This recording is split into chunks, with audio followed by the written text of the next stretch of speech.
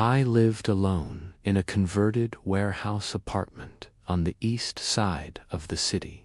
The kind of place with exposed brick and industrial windows that real estate agents called character, but really just meant old and poorly insulated. I'd moved in 6 months earlier, drawn by the cheap rent and the promise of space after years cramped in shoebox studios. The building had been a textile factory in the 1920s, then abandoned for decades before developers swooped in. My unit was on the 3rd floor, accessed by a freight elevator that groaned and shuddered with every trip. The hallways smelled like rust and old wood, and my neighbors were mostly young professionals like me who kept to themselves.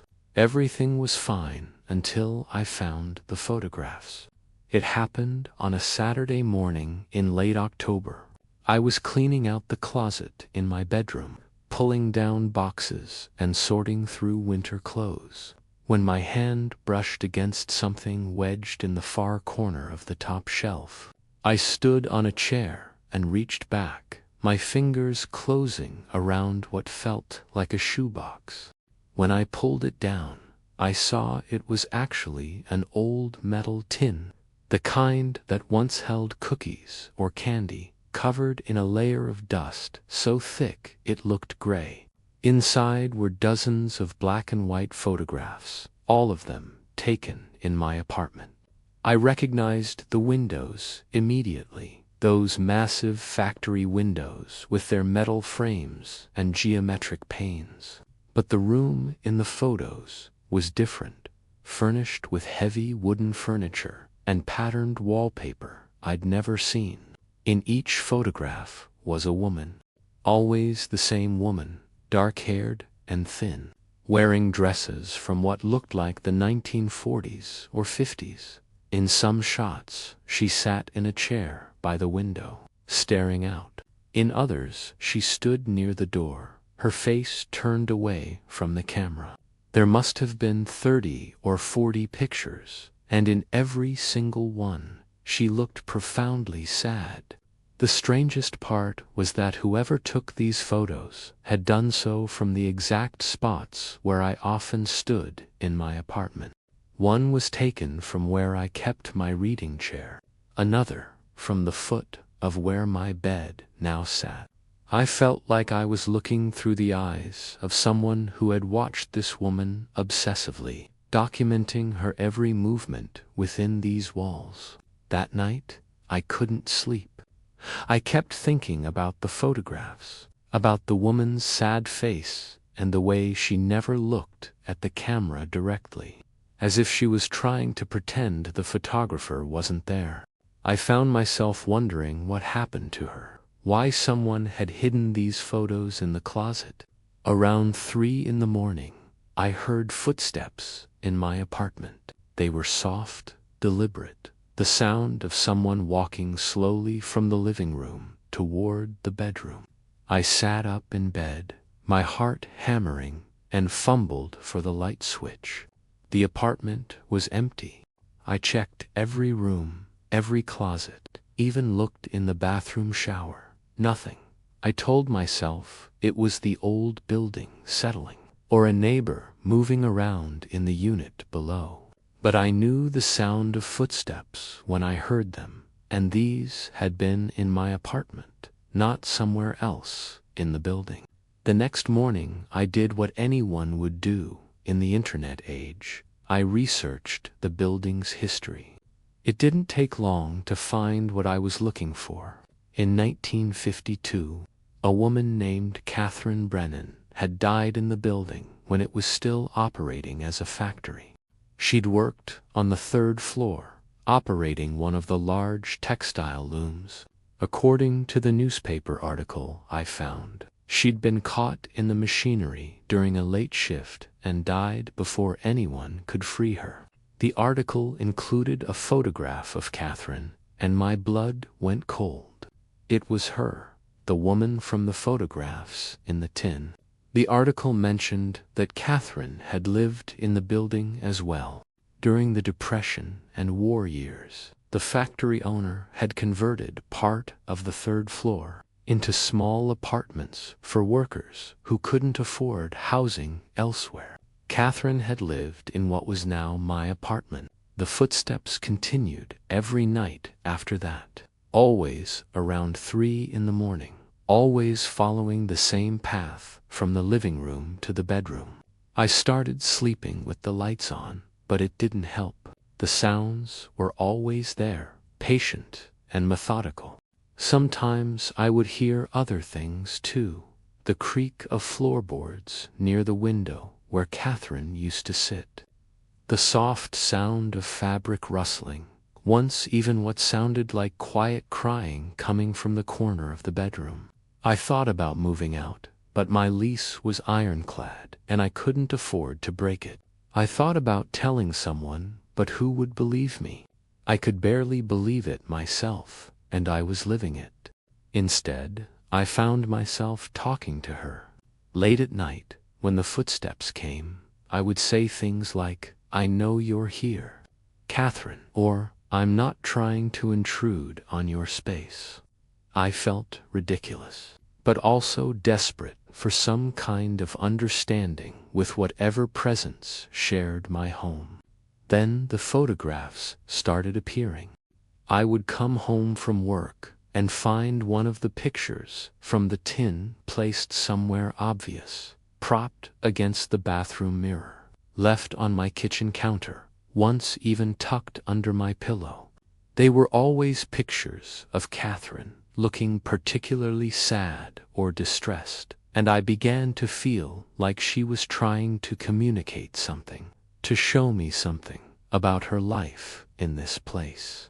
I spent hours staring at the photographs, looking for clues. In the background of some shots, I could see details of the room that no longer existed. The wallpaper with its repeating floral pattern, heavy curtains on the windows, a small table with a lamp. And in several of the photos, there was something else, something I hadn't noticed at first.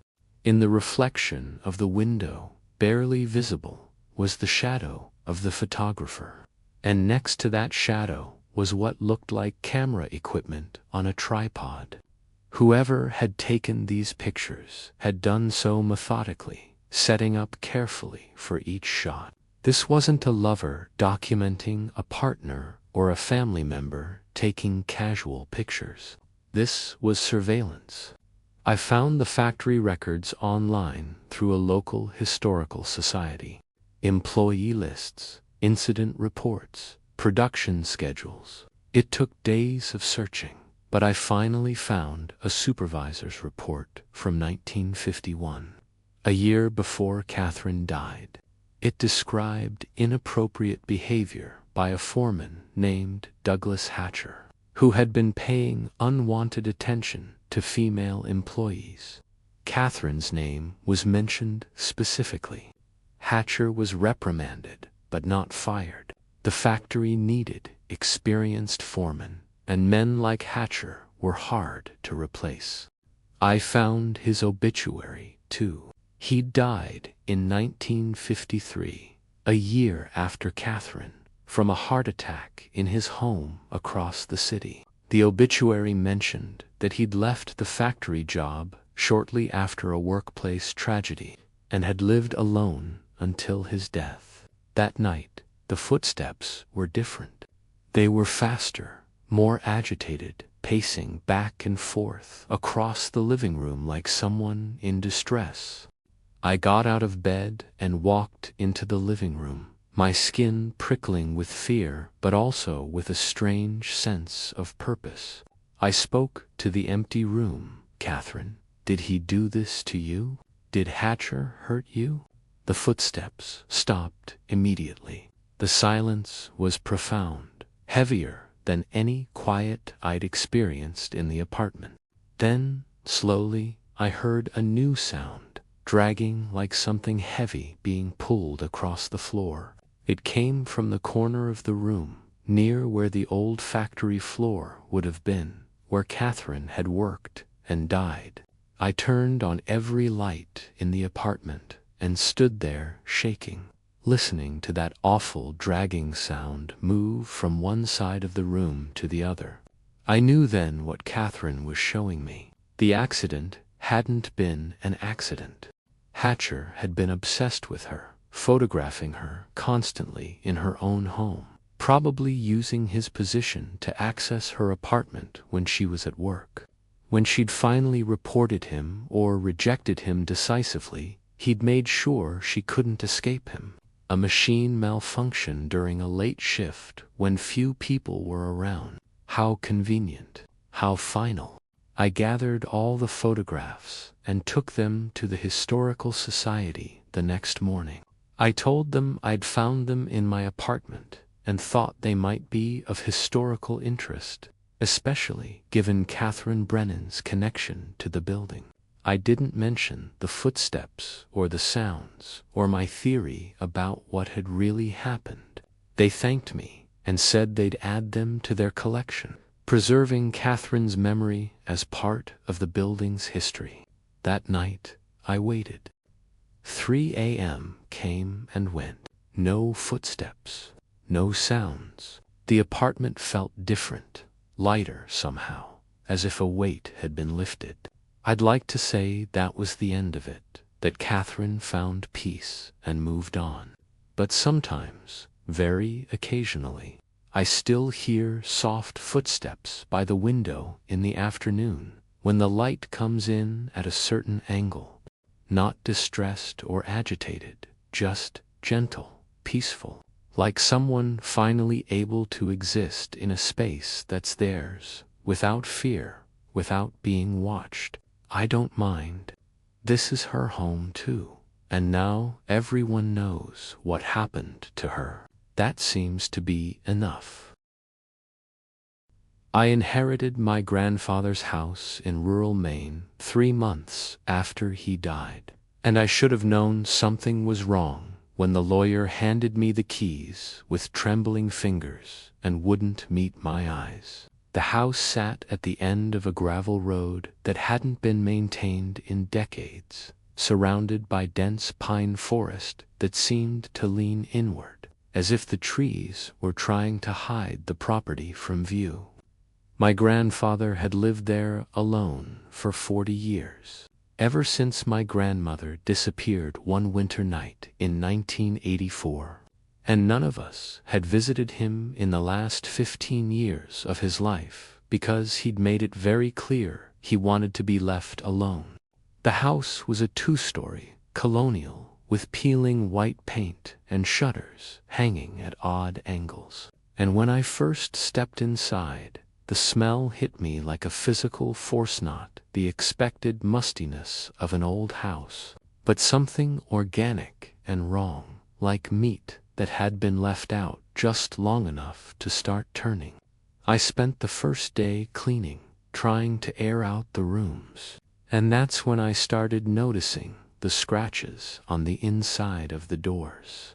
Deep gouges in the wood that looked like they'd been made by fingernails, all clustered around the doorknobs, as if someone had been desperately trying to get out. The furniture was sparse and utilitarian, and every mirror in the house had been covered with black cloth, even the small one in the bathroom. And when I pulled the cloth away from the hallway mirror, I found that the glass beneath had been painted over with something dark and flaking. That first night I slept in the downstairs guest room because I wasn't ready to face the master bedroom yet.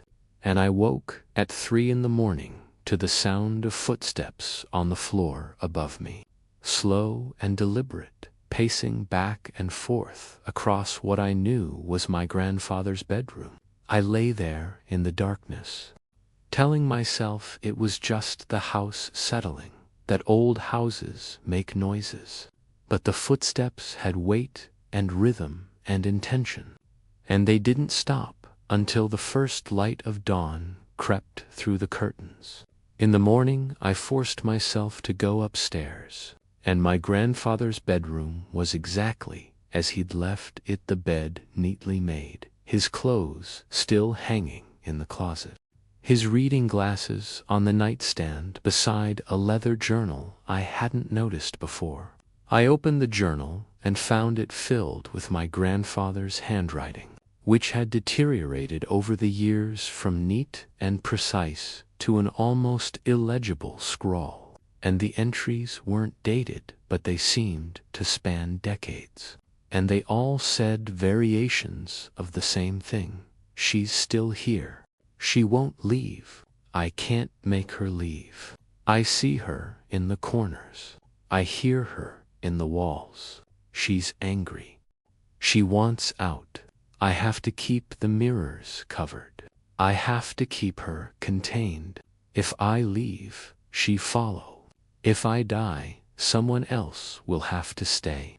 The last entry, written in what must have been my grandfather's final days, simply said, "I'm sorry. I'm so sorry. Don't stay after dark." I should have left then, should have walked out and never come back. But I told myself my grandfather had gone senile at the end, that these were the ravings of a sick and isolated mind, and besides, I'd already quit my job in Boston and given up my apartment, and I had nowhere else to go, and no money to get there. That second night, I heard the footsteps again, but this time they came down the stairs. Each creak of the old wood distinct and measured, and they stopped just outside my door. I stared at the gap beneath the door and saw shadows moving in the hallway, blocking out the faint moonlight that came through the window at the end of the hall, and I held my breath and waited. And after what felt like hours, the shadows moved away and the footsteps retreated back upstairs. I started sleeping during the day and staying awake at night, sitting in the kitchen with all the lights on and a baseball bat across my lap, listening to the house come alive in the darkness, the footsteps, yes, but also other sounds, like someone dragging something heavy across the upstairs floor, like whispers coming from inside the walls, like fingernails scratching at the other side of whatever door I'd locked myself behind. I found more of my grandfather's notes hidden throughout the house, stuffed between couch cushions and taped to the backs of drawers, all of them warnings, all of them increasingly desperate. The mirrors are doorways. She's trapped between reflections. She's been trying to come back since 1984. I did what I had to do. She wouldn't stop screaming. The well in the basement. Don't open the well. I hadn't known there was a well in the basement, but when I went down there with a flashlight, I found it in the far corner, covered with a heavy wooden lid that had been nailed shut and then weighted down with cinder blocks. And someone had painted a circle of symbols around it in what looked like black paint, but could have been something else. The scratching sounds were louder in the basement, and they seemed to be coming from under the well lid, and I pressed my ear against the wood and heard what might have been breathing, or might have been water moving, or might have been something else entirely. And then I heard my name whispered in a voice I didn't recognize, but that filled me with a dread so profound. I ran back upstairs and didn't go into the basement again for 3 days. I tried to research the house's history at the local library, but the records were incomplete, and the librarian, an elderly woman who'd lived in the town her whole life, looked at me strangely when I mentioned my grandfather's address and told me that people didn't like to talk about that property, that my grandmother hadn't disappeared the way the official reports said, that there had been rumors. And when I pressed her, she just shook her head and said my grandfather had been a good man who'd made a terrible mistake and had spent the rest of his life paying for it. I started seeing her on the 5th night, just glimpses at first, a figure standing at the top of the stairs when I looked up from the kitchen. A face pressed against the window of the upstairs bedroom. A woman-shaped shadow that didn't correspond to any object in the room. She looked like the photographs of my grandmother I'd seen, but wrong somehow, her proportions slightly off, her movements too fluid, and her eyes, when I finally saw them clearly, were completely black, like someone had scooped out the irises and pupils and filled the sockets with ink. She started appearing closer each night, and I realized my grandfather had been right about the mirrors. I'd uncovered several more of them in my cleaning, and each time I did, her appearances became more frequent and more solid. On the 7th night, she was standing at the foot of my bed when I woke up, and she opened her mouth, and a sound came out that wasn't quite words, but that I understood anyway. She wanted out. She wanted me to break the seal on the well. She wanted to be free, and she was so angry, so full of rage and pain and hunger that 40 years hadn't diminished. I ran to the basement and started pulling away the cinder blocks. I don't know why. Maybe because some part of me thought that if I freed her, she would leave. Or maybe because by that point I was barely sane myself. But when I got the last block off and started prying up the nails on the wooden lid, I heard my grandfather's voice in my head. Remembered something he'd said to me when I was a child. Some doors are closed for a reason, and some things that are buried should stay buried. I stopped, left the nails half pulled, and went back upstairs. And I got in my car, and I drove away, and I didn't stop driving until I was 3 states away. I've been living in a motel in Pennsylvania for 2 months now, and I still hear the footsteps sometimes, still see her shadow in the corner of my vision. And I know that my grandfather was right about one more thing. If you leave, she follows. The house is still there, still waiting. And someday I'm going to have to go back and finish what I started, or spend the rest of my life running from something that can't be outrun. And I don't know which option terrifies me more. I grew up in a small town in northern Maine where everyone knew everyone, and nothing interesting ever happened until the winter of 1987 when I was 16 years old. My father worked at the paper mill, and my mother was a school nurse, and we lived in a 2-story house at the end of Maple Street, where the pavement turned to gravel and the woods began. I had always been comfortable in those woods, had spent countless afternoons exploring the trails and building forts with my younger brother, Danny. But after that winter, I never went back in, not once in all the years since. It started in late November, when the Hutchinson family moved into the old Bergman place about half a mile down the road from us. The house had been empty for 3 years after old Mr. Bergman died, and everyone said it was a shame such a beautiful Victorian was just sitting there rotting. So when the Hutchinsons arrived with their moving truck on a gray Saturday morning, the neighbors were relieved. They seemed like a normal family. Richard Hutchinson was a telecommunications engineer who would be working from home. His wife Paula was a freelance graphic designer, and they had a daughter named Emma, who was my age. My mother insisted I walk over with a casserole to welcome them, and that's when I first saw Emma standing in the doorway with this strange, distant look in her eyes, like she was seeing something far beyond me.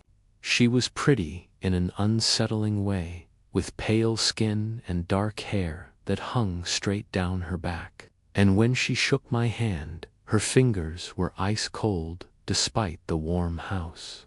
We became friends quickly because there weren't many kids our age in town, and she started riding the bus with me to school.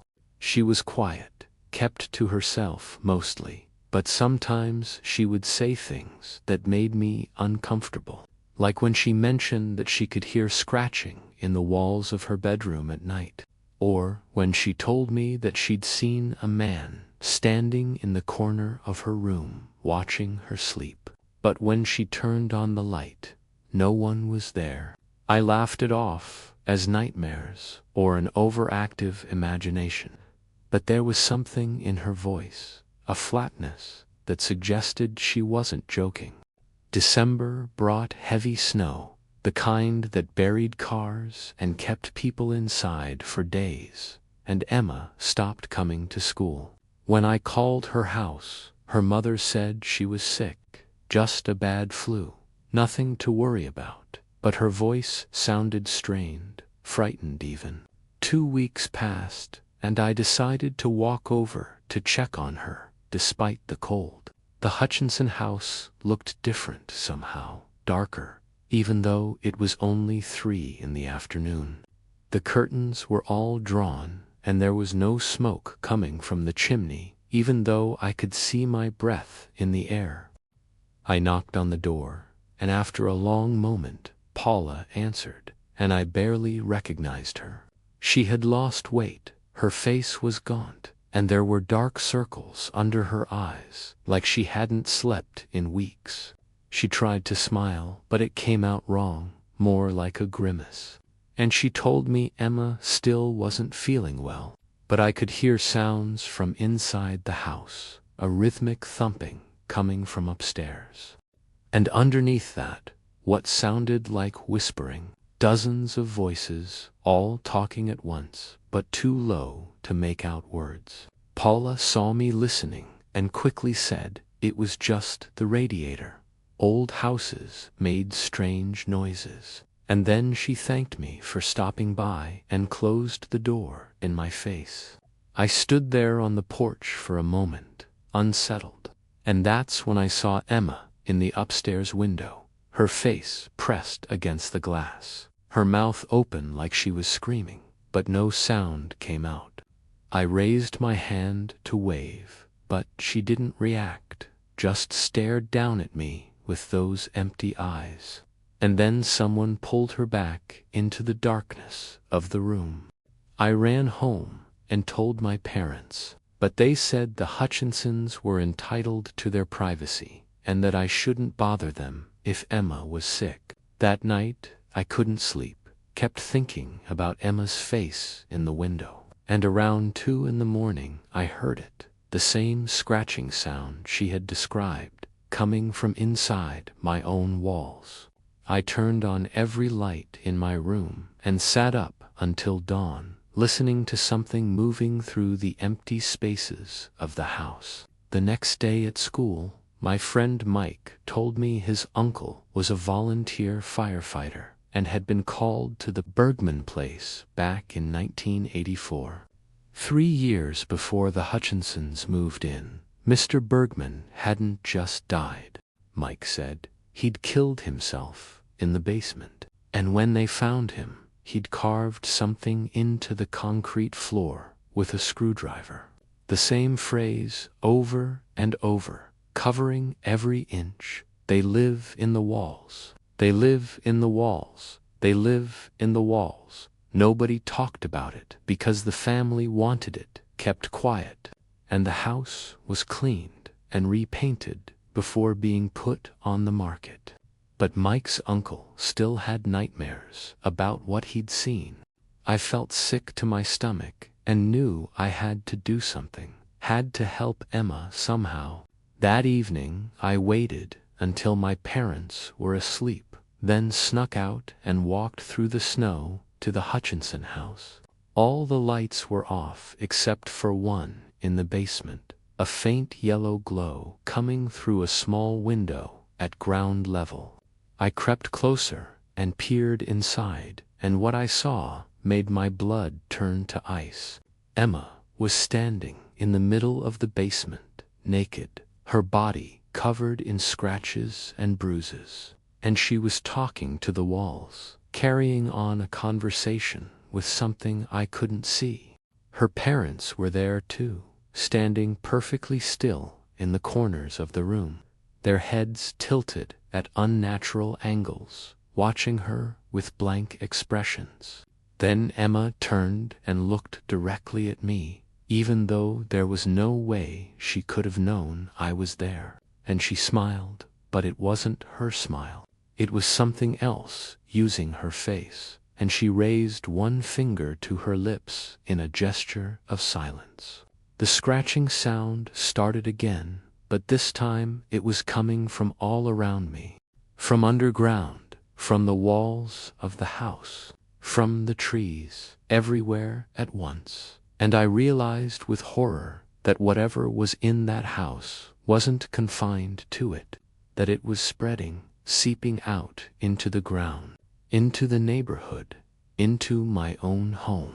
I ran back through the snow, falling twice, my heart hammering in my chest, and when I burst through my front door, I found Danny standing at the bottom of the stairs in his pajamas, his hand pressed against the wall, his head cocked like he was listening to something.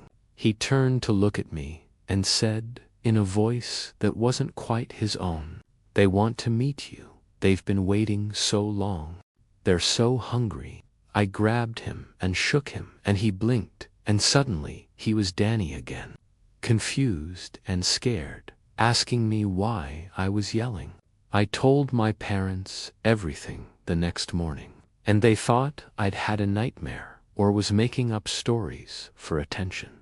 But my father agreed to go check on the Hutchinsons, more to humor me than anything else. He came back an hour later, pale and shaken, and said the house was empty, completely abandoned, all their furniture and belongings gone like they'd never been there at all. The police investigated and found no trace of the family, no forwarding address, no indication of where they'd gone.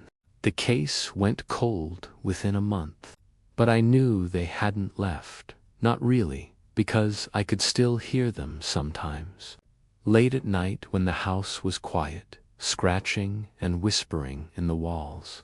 And sometimes I'd catch Danny staring at nothing, his lips moving silently, like he was listening to instructions from somewhere far away. We moved to a different state the following summer. My parents claimed it was for my father's job, but I knew the truth.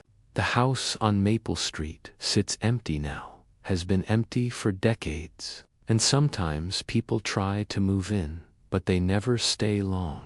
I still have nightmares about that basement, about Emma's smile, about the scratching that never stops. And I wonder how many other houses have things living in their walls, waiting patiently for someone to hear them, to acknowledge them, to let them in. I'm 49 years old now, and I still sleep with the lights on, still press my ear against the wall sometimes, listening, making sure they haven't followed me here. But deep down I know it doesn't matter where I go, because once you've heard them, once you've seen what hides in the spaces between, you're marked, you're theirs, and it's only a matter of time before they come scratching at your door, whispering your name through the walls, inviting you to join them in the dark.